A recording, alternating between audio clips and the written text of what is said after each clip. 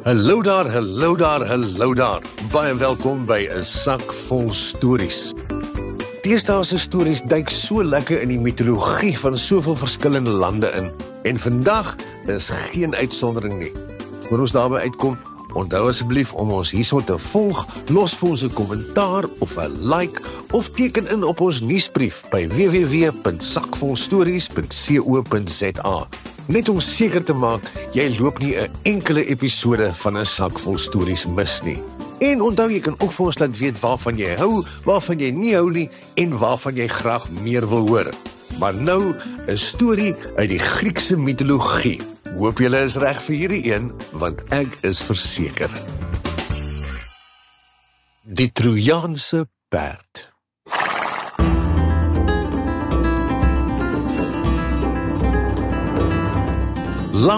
Lang gelede het die Grieke die stad Troje vir 10 volle jare beleer. Beleer beteken die stad was omring deur die Grieke en niemand kon in of uit die stad uitkom nie. Maar die Grieke kon net nie verder kom nie.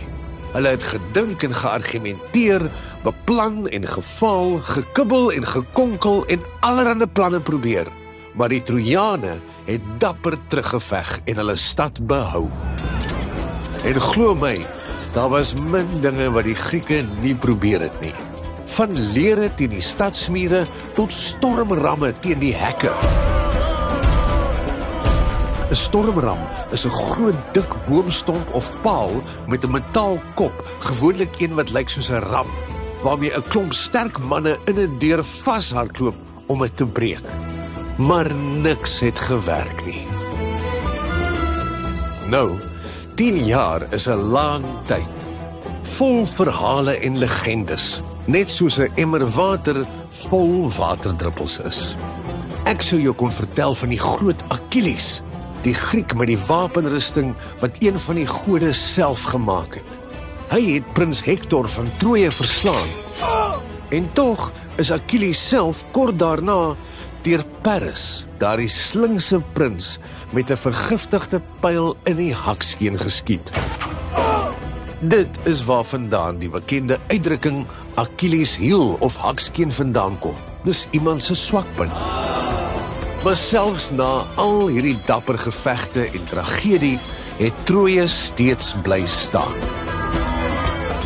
Totdat Odysseus, die slimste en braafste van al die Grieke, met 'n plan vorendag gekom het.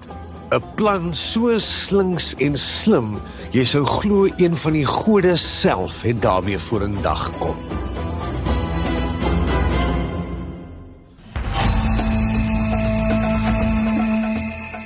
Luister hier, manne, het hy gefluister. Ek het 'n plan.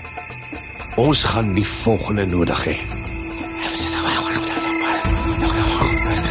En dan nog 'n paar.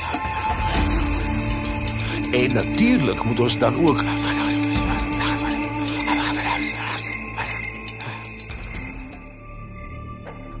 En so, die volgende oggend, toe die Trojane oor die stadsmure kyk, kon hulle eie oë nie glo nie. Die Grieke, die raserige, vermoeiende vyand wat vir 10 jaar lank daar was weg, net weg, skoonveld. Die kamp was leeg. Die vlakte kaal.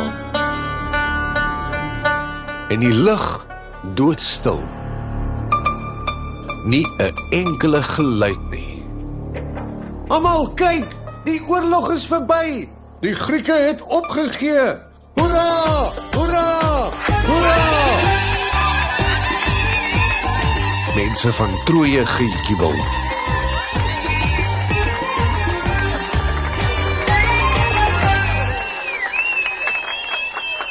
Maar wag, daar was nog iets.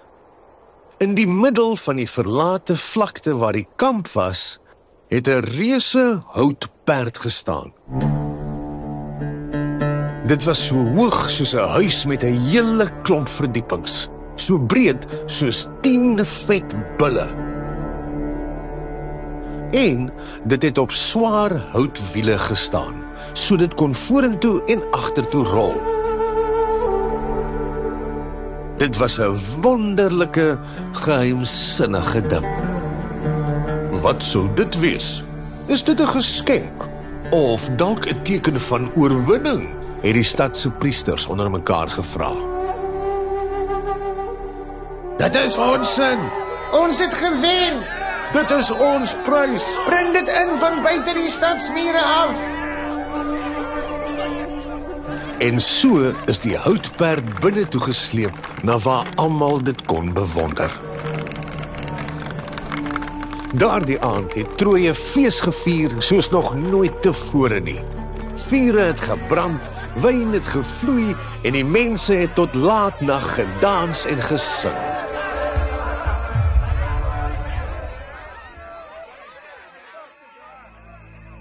Maar diep binne in die perd was dit doodstil.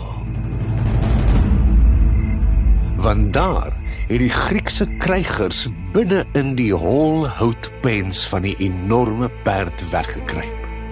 Hulle het gewag en gewag. Goed manne, het die bevelvoerder gefluister. Dit klink of hulle begin moeg raak. Ons moet net... word hy onderbreek. Ag nee man, Christopoulos, het hy kwaai gefluister. Jammer kaptein, maar... is hy op sy beurt deur 'n ander benoude soldaat in die rede geval. Kyriakos, het die kaptein so sag as moontlik probeer bilder. Jammer kaptein, ons het nie mooi gedink toe ons boontjies opgeëet het voor ons ingeklim het nie. Ai tog, het die kaptein met opgehoue asem by homself gemor. Toe dit uiteindelik klink of die mense van die stad gaan slaap het, en die onverwagse en onaangename aanval op almal se reuksintuie verby was, het hy gesê, dit klink of hulle moeg is van al die partytjie hou.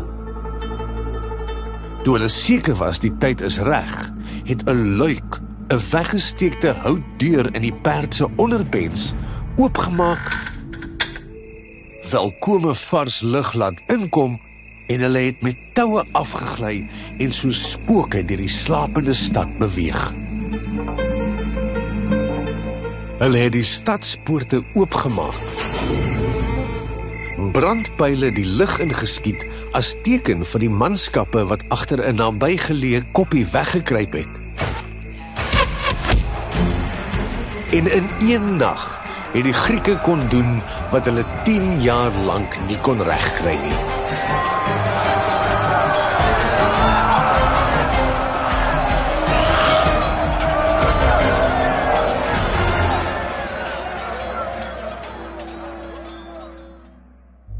Teen sonsopkoms was dit verby.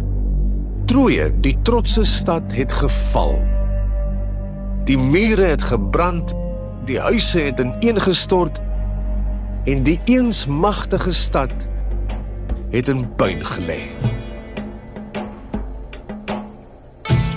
Die Grieke het die oorblyfsels geplunder, skatte, gevangenes, alles en enigiets wat amper waardevol was.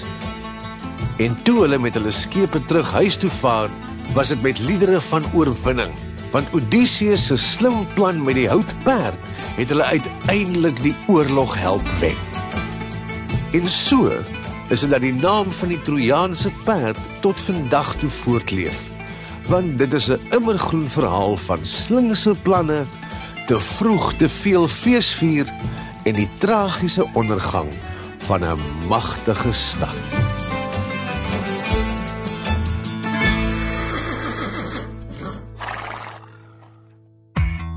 Sjoe, dit is omtrent vir jou 'n ding. Kan jy dink hoe die arme mense van Troje gevoel het? Net toe hulle dink hulle het uiteindelik ontslaag geraak van die Grieke wat 10 jaar lank daar was, toe aanvaar hulle 'n geskenk wat glad nie 'n geskenk was nie. Laat dit nou seker vir ons almal 'n les wees, né?